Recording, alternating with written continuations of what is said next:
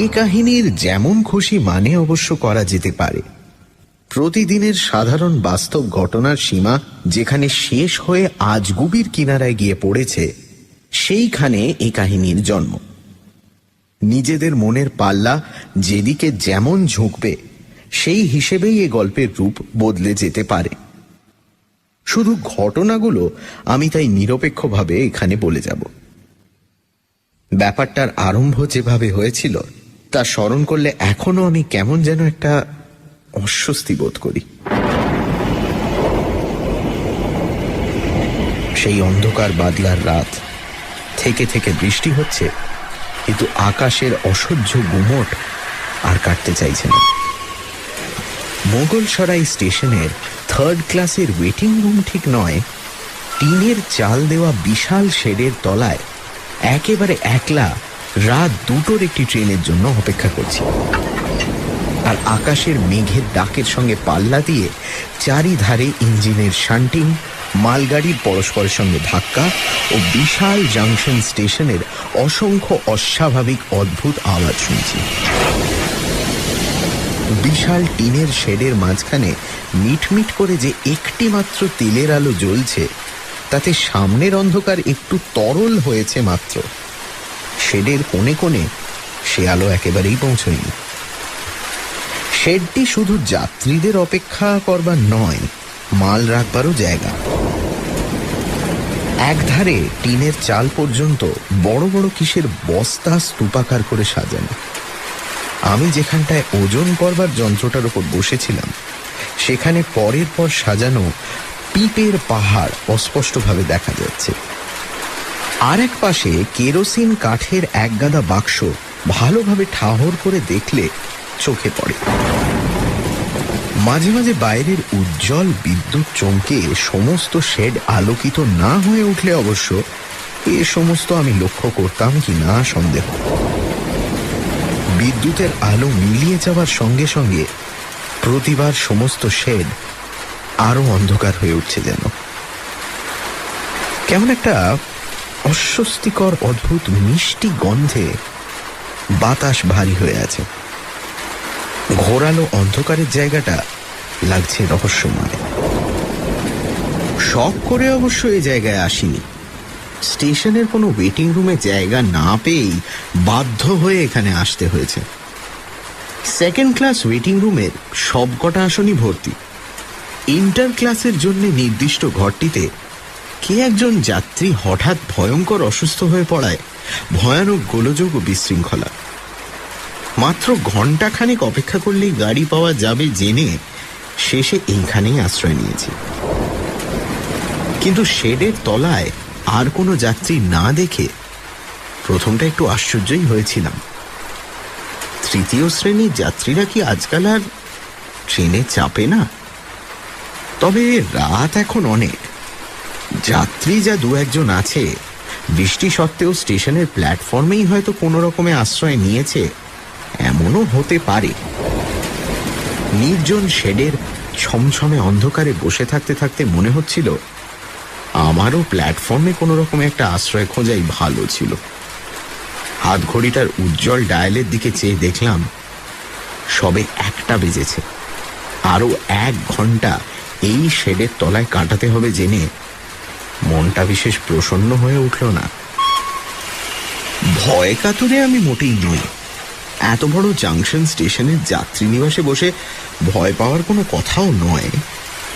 তবু আবছা অন্ধকারে চারিধারে স্তূপাকার মালের মাঝখানে বসে থাকতে থাকতে অস্বাভাবিক নির্জনতার জন্যই বোধ হয় কেমন যেন একটা অস্বস্তি বোধ করছিলাম। বাইরের শান্টিং প্রভৃতি শব্দ ও মেঘের ডাকের ফাঁকে ফাঁকে ঘরের এক কোণ থেকে কেঠো পোকার কাঠ কুড়ে কুড়ে ফুটো করবার একঘেয়ে শব্দ শোনা যাচ্ছে। একবার একটা শব্দে চমকে উঠে দেখলাম প্রকাণ্ড একটা ইঁদুর বস্তাগুলোর উপর থেকে দ্রুত বেগে নেমে অন্ধকারের কোণে চলে গেল। কিন্তু সেসব অস্বস্তির কারণ হিসেবে ধর্তব্যের মধ্যে নয়।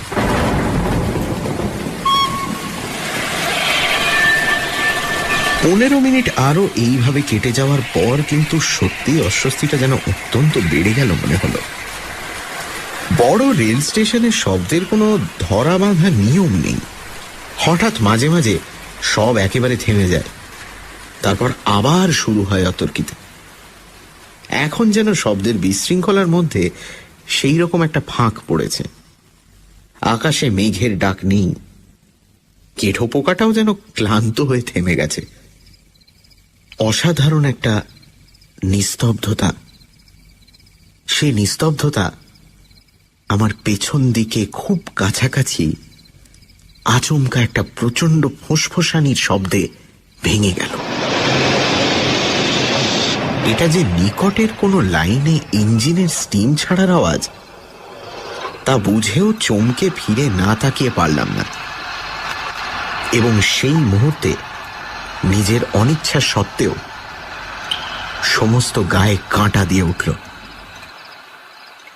বিচার করে দেখলে গায়ে কাঁটা দিয়ে ওঠার এমন কোনো হেতুই অবশ্য ছিল না, কিন্তু যে ঘরে এতক্ষণ নিজেকে একা বলে জেনে এসেছি, সেখানে আচম্বিতে ঠিক নিজের পেছনেই অপরিচিত সাদা একটি মূর্তিকে বসে থাকতে দেখলে প্রথমটা একটু বিচলিত হয়ে ওঠাই অস্বাভাবিক বোধ হয় নয়। আশ্চর্যের কথা এই যে লোকটা আমার ঠিক পেছনে ওজন করবার যন্ত্রের উপর এসে বসলেও কখন যে সে ঢুকেছে টেরও পাইনি। এখনো লোকটা ঠিক পাথরের মূর্তির মতো নিশ্চল, এতটুকু সাড়া শব্দও নেই। আবছা আলোয় অনেকক্ষণ ধরে লোকটাকে নজর করে দেখলাম। দুটো হাঁটুর ওপর ভর দিয়ে মাথা নিচু করে সে বসে আছে। পাশে একটা ছোট বোঁচকা। পোশাক ও মুখের যেটুকু দেখা যাচ্ছে তাতে তাকে সাধারণ দরিদ্র একজন চীনে ম্যান বলেই সহজে বোঝা যায়। বুঝে একটু বোকাই হলাম। এরকম নির্জন জায়গায় একজন সঙ্গী পেলে খুশি হওয়ারই কথা, দুটো আলাপ করে বাঁচা যায়। কিন্তু চীনে ম্যানের সঙ্গে কি আলাপ করব? বাধ্য হয়ে তাই আবার মুখ ফিরিয়ে চুপ করে বসে রইলাম। চীনে ম্যানও আমার সম্বন্ধে সম্পূর্ণ নির্বিকার বলেই মনে হলো। শেডের তলায় আর কেউ আছে বলে তার যেন খেয়ালই নেই। মিনিট 5 এইভাবে কাটবার পর আর একবার কৌতূহল ভরে তার দিকে ফিরে তাকিয়েছি, এমন সময় বাইরে বিদ্যুৎ চমকে উঠল। মাত্র 1 সেকেন্ডের সেই উজ্জ্বল আলোই আমার পক্ষে যথেষ্ট। চীনেম্যান মুখ ফিরিয়ে আমার দিকে একবার তার তেরছা আধমোজা চোখ খুলে অদ্ভুতভাবে তাকিয়েই মুখ ফিরিয়ে নিল। কিন্তু আমি তখন যা দেখবার তা দেখতে পেয়েছি। লোকটার গালের বাঁ ধারে একটা লম্বা কাটা দাগ, বাঁ ভুরুর কোণ থেকে কানের ধার পর্যন্ত টাটকা ও জমাট রক্তে মিশে দগদগে হয়ে আছে। হঠাৎ ভয়ঙ্করভাবে চমকে ওঠায় আমার মুখ থেকে অস্ফুট একটা শব্দ নিজের অজান্তেই বেরিয়ে গেছিল, কিন্তু চীনেম্যানের তাতে ভ্রুক্ষেপও দেখা গেল না। হাঁটুর ওপর ভর দিয়ে আগেকার মতোই নিঃশব্দে, নিশ্চল, নিস্পন্দভাবে সে বসে রইল। মুখের অত বড় কাঁটাটাও যেন তার কাছে কিছুই নয়। এবার রীতিমতো অস্থির হয়ে উঠলাম। এরকম অদ্ভুত সঙ্গীর সঙ্গে এই নির্জন জায়গায় বসে থাকবার মতো মনের জোর তখন সত্যি হারিয়েছি।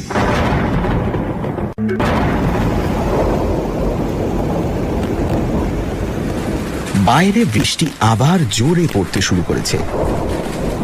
তা সত্ত্বেও উঠে প্ল্যাটফর্মেই চলে যাব ঠিক করলাম।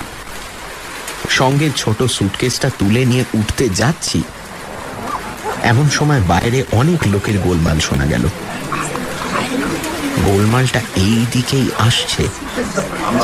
দেখতে দেখতে দেখতে কয়েকটা টর্চের আলো শেডের ভেতরে এসে পড়ল। তারপরেই কয়েকজন রেলওয়ে পুলিশ ও একজন কর্মচারীর আবির্ভাব। টর্চের জল আমার দিকে ফেলে হিন্দুস্থানি দারোগা সাহেব একটু যেন বিস্মিতভাবে এগিয়ে এলেন। আপনি আপনি কতক্ষণ আছেন এখানে?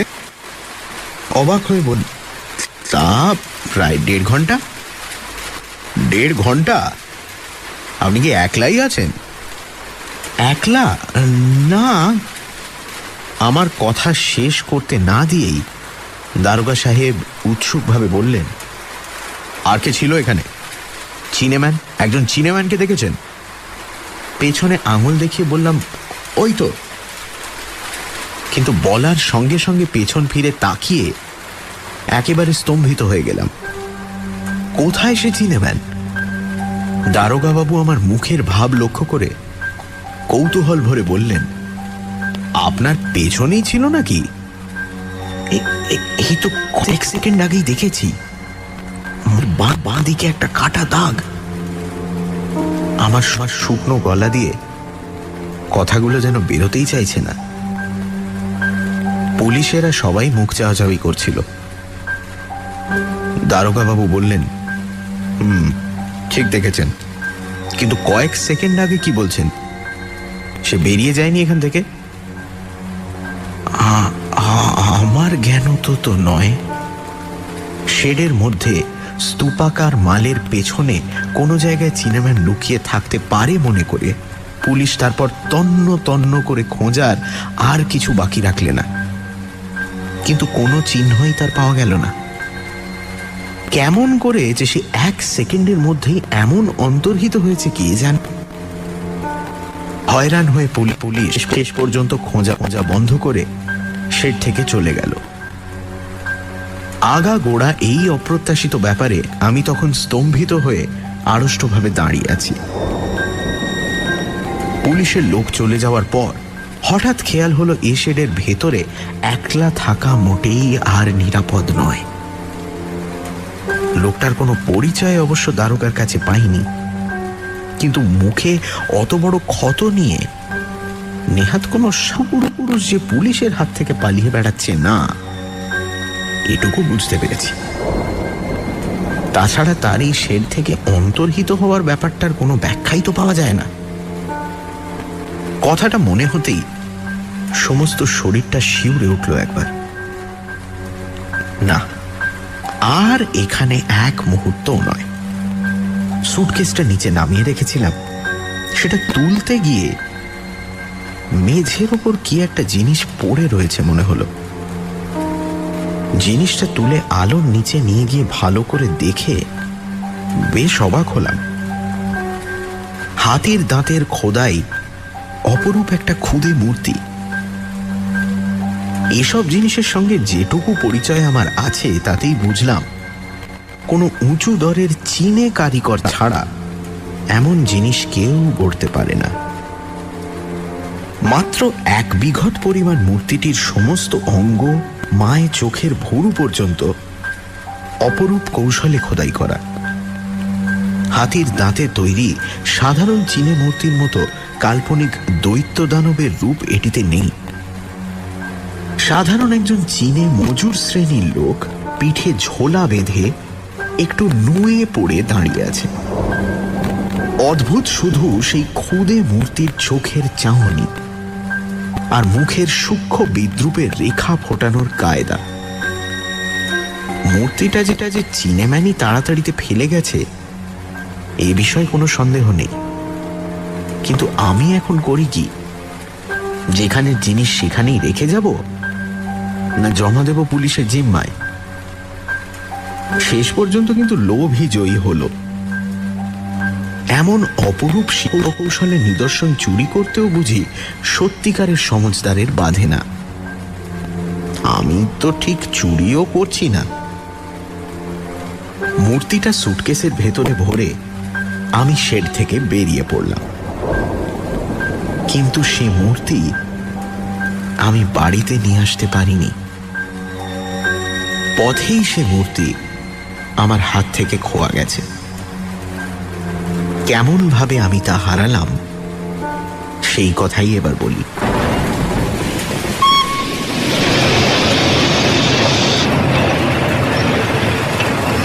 রাত্রির 2টোর ট্রেন আধ ঘন্টা লেট করে যখন স্টেশনে এসে পৌঁছল, তখন বৃষ্টি মুষলধারে পড়তে আরম্ভ করেছে। সেই বৃষ্টির ভেতরে ভালো কামরা খোঁজ করবার উৎসাহ আর ছিল না। সামনে যে কামরা পেলাম তাইতেই উঠে কিন্তু খুশি হয়ে গেলাম। কামরাটি একেবারে খালি। একটা বাঙ্ক দখল করে শুয়ে পড়লে এরপর যত লোকই উঠুক না কেন, বাকি রাতটুকু ঘুমের ব্যাঘাত আর হবে না। ঘুমোবার আয়োজন করবার আগে কিন্তু আর একবার মূর্তিটি বের করে দেখবার কৌতূহল জয় করতে পারলাম না। ট্রেনের জোরালো আলোয় তার কারুকার্য আরো ভালো করে দেখবার সুবিধা হবে বলে সুটকেসটা খুলে ফেললাম। কিন্তু কোথায় মূর্তি? সব জিনিসের ওপরে যে সেটিকে রেখেছিলাম সে কথা স্পষ্ট মনে আছে। সুটকেসটি যে রকম জিনিসে ঠাসা, তাতে নাড়াচাড়ায় ওলট পালট হয়ে যাওয়ার সম্ভাবনাও নেই। তবু সন্দেহ ভঞ্জনের জন্য ওপর কাপড় চোপড়গুলো এক এক করে তুলে ফেললাম। দেখলাম যে মূর্তিটা আছে ঠিক, কিন্তু এভাবে সিল্কের রুমালটায় জড়িয়ে সেটাকে রেখেছিলাম বলে কোনো মতেই স্মরণ করতে পারলাম না। অবশ্য তখন মাথার অবস্থা আমার খুব ভালো ছিল না। হয়তো বিমূঢ়তার মধ্যে এইভাবে রেখে থাকবো মনে করে সিল্কের রুমাল খুলে সেটা বের করলাম। ট্রেনের জোরালো আলোয় তার অপূর্ব কারুকার্য সত্যি আরো স্পষ্ট হয়ে উঠল। কিন্তু একটা খুঁতো সেই সঙ্গে দেখতে পেয়ে মনটা খারাপ হয়ে গেল। শেডের ম্লান আলোয় এই খুঁতটুকু ধরা পড়েনি। চীনের হাত থেকে অসাবধানে মেঝে পড়বার সময়ই বোধহয় মূর্তিটির মুখের বাঁ ধারে একটু চিড় খেয়ে গেছে। সামান্য একটু সূক্ষ্ম দাগ মাত্র, কিন্তু এমন মূল্যবান জিনিসের এইটুকু খুঁত থাকলেও মন ক্ষুণ্ণ হয়।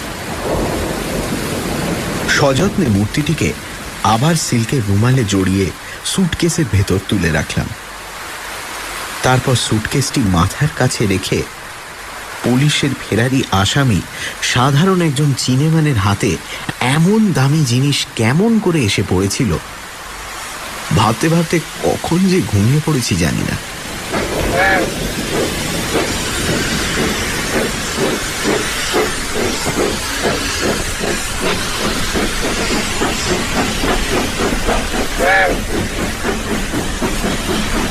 ঘুমের ভেতর অস্পষ্টভাবে সেই চিনেম্যানকেই যেন স্বপ্ন দেখছিলাম। আমার মাথার কাছে দাঁড়িয়ে অজানা ভাষায় সে যেন কি বলে আমায় শাসাচ্ছে। হঠাৎ আমার মাথাটা ধরে সজোরে সে ঝাঁকুনি দিল। ঘুমটা সহসা ভেঙে গেল। সভয়ে চোখ খুলে তাকিয়েই দেখি চিনেম্যান নয়, একজন ভদ্রলোক আমার গায়ে ঠেলা দিয়ে জাগাচ্ছেন। বিমূঢ়ভাবে উঠে পড়লাম। ট্রেন একটা স্টেশনে এসে থেমেছে। বাইরে কুলি ও যাত্রীদের হাঁকডাক শোনা যাচ্ছে। এতক্ষণে ভদ্রলোকের কথা আমার কানে গেল। কি রকম ঘুমোচ্ছেন মশাই? ট্রেনে এমন অসাবধানে ঘুমোয়? কেন, কি হয়েছে? কি হয়েছে দেখতে পাচ্ছেন না? দেখতে আমি মুহূর্তেই পেলাম আমার সুটকেস খোলা। কাপড় চোপড় জিনিসপত্র তছনছ হয়ে কিছু বাঙ্কের ওপর, কিছু কামরার মেঝে পড়ে আছে। টাকা কড়ি ছিল নিশ্চয়ই, দেখুন কি গেছে। টাকা কড়ি নয়, কি যে গেছে আমি সুটকেসের ওই অবস্থা দেখবা মাত্র বুঝেছি। তবু দুরাশা ভরে সমস্ত কামরায় ছড়ানো জিনিসপত্র ও সুটকেস আমি তন্ন তন্ন করে খুঁজে দেখলাম।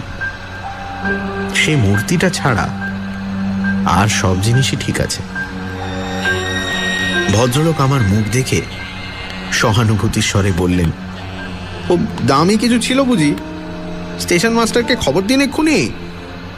তারপর একটু থেমে কি ভেবে বললেন, ঠিক হয়েছে, ট্রেন প্ল্যাটফর্মে থামবার আগেই একজন চিনেম্যান এই গাড়িটা থেকে নেমে গেল বলে মনে পড়ছে এবার। চিনেম্যান? হ্যাঁ, পিঠে একটা বোঁচকা সমেত। তখন অত খেয়াল করিনি, তারপর কামরায় ঢুকেই দেখলাম আপনার সুটকেসের এই দশা। ইস, তখন যদি আমারই বুদ্ধি হতো। যাই হোক, পুলিশে খবর দিন এই বেলা স্টেশন মাস্টারকে বলে। কিন্তু আমি সিল্কের রুমালটা হাতে নিয়ে বিমূঢ় হয়ে বসেই রইলাম। রুমালটার এক ধারে সামান্য একটুখানি রক্তের দাগ